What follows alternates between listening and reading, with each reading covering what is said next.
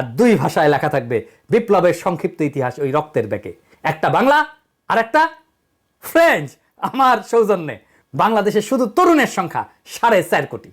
আমরা কম করে হলেও 3 কোটি ইউনিট রক্ত সংগ্রহ করতে পারবো। তরুণরাই তো শুধু দেবে না, তার চেয়ে বেশি বয়সীরাও দেবে। সবাই উৎসব করে রক্ত দিতে যাবে। রক্ত দিয়ে সে নিজেকে কানেক্ট করবে 24-এর বীর যোদ্ধার শহীদদের সাথে। সে মনে করবে সে নিজেকে মহাজীবনের সাথে যুক্ত করছে। সেই মহাজীবন, যে মহাজীবন আমাদেরকে মুক্তি দিছে, যে মহাজীবন বিপ্লবের মাঠে, বিপ্লবের রাজপথে বীরের মতো লড়াই করছে, জীবন দিছে, আহত হয়েছে।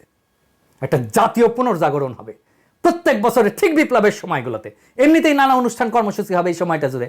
স্বাস্থ্য মন্ত্রণালয়ের এই কাজটা একটা সম্পূর্ণ ভিন্ন মাত্রা দেবে এই সময়টাকে। আমরা বিশ্ব স্বাস্থ্য সংস্থাকে বলবো আমাদের টেকনিক্যাল অ্যাসিস্ট্যান্স দাও।